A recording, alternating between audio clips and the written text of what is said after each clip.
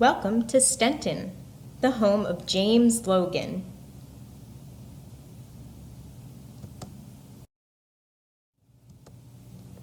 James Logan came to Pennsylvania in 1699 with William Penn.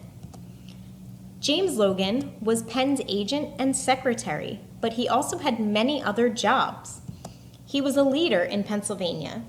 He was a merchant, a politician, Chief Justice, a scientist, a scholar, and a tax collector.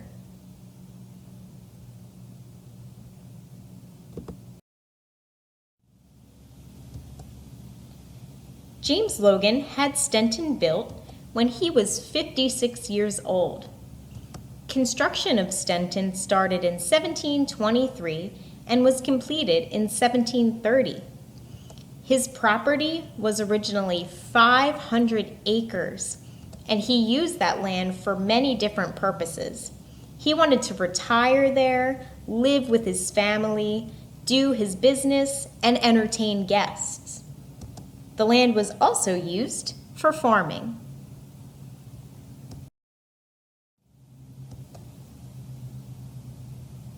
The large mansion and huge property was a lot of work. So who worked at Stenton? James Logan had 3 types of people working for him at his home: enslaved Africans, indentured servants, and paid servants. Discuss as a class, what are the differences between these types of laborers?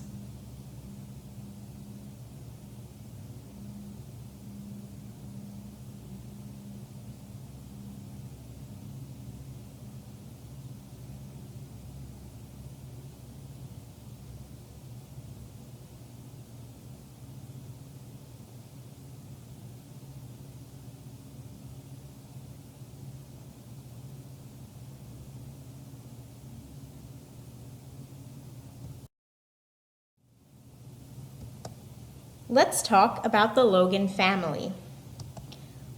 When learning about families in history, we will use the term generation. What is a generation?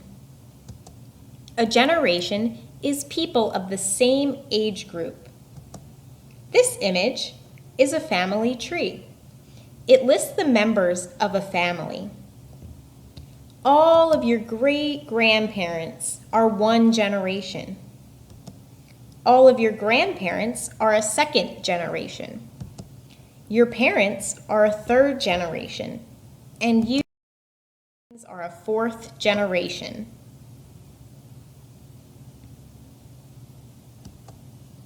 The first generation to live at Stenton was James Logan and his wife, Sarah.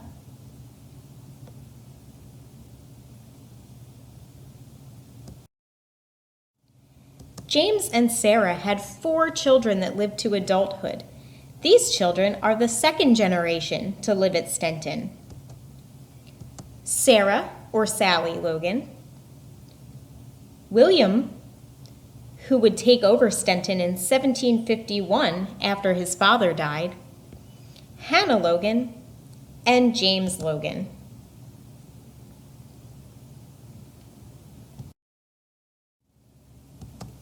The third generation to live at Stenton was William's son, George Logan.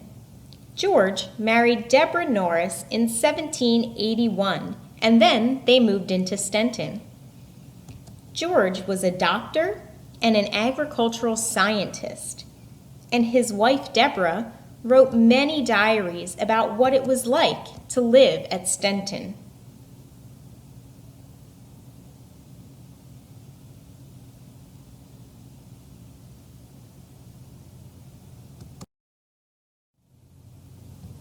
Time for a pop quiz.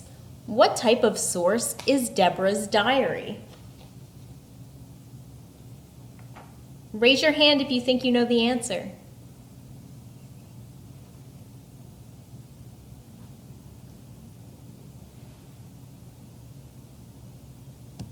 It's a primary source.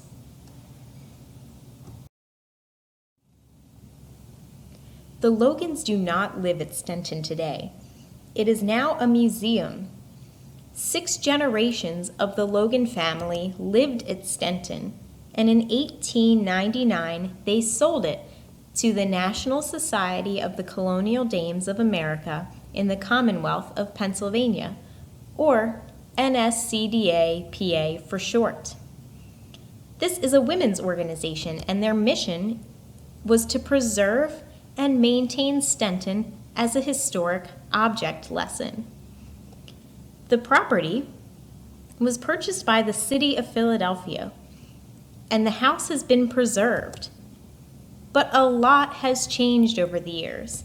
Today, the property is only about 2.5 acres.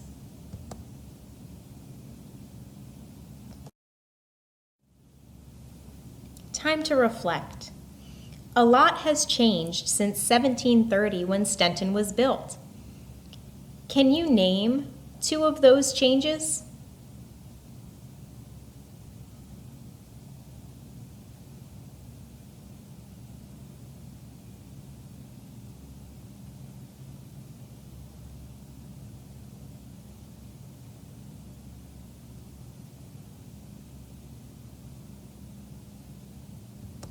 Since 1899, Stenton has been preserved as a historical institution. What do you think Stenton can teach us about the domestic, social, and political life of colonial Pennsylvania?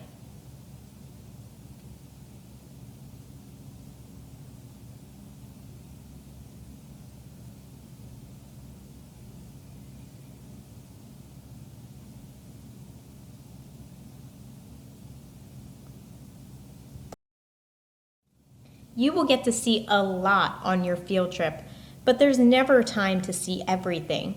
So keep an eye out for some of these items while you're walking from place to place. Stenton has a colonial revival garden. This garden was planted in 1912 based on records of what gardens looked like in the colonial period.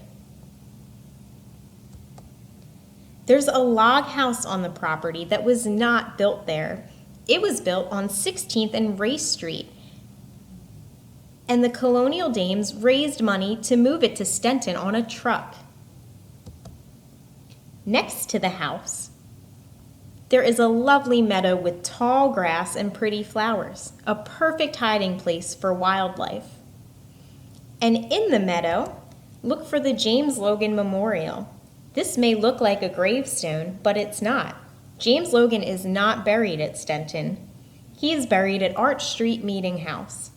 This big stone is just something to help us remember James Logan.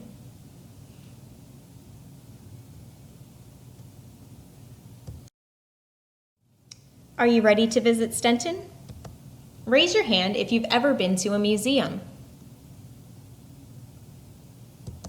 Before you leave, brainstorm as a class. What are the rules for visiting a museum? What should you bring on your field trip? What should you leave at home? Why? Remember to review your History Hunters workbook and get ready to learn more about Stenton.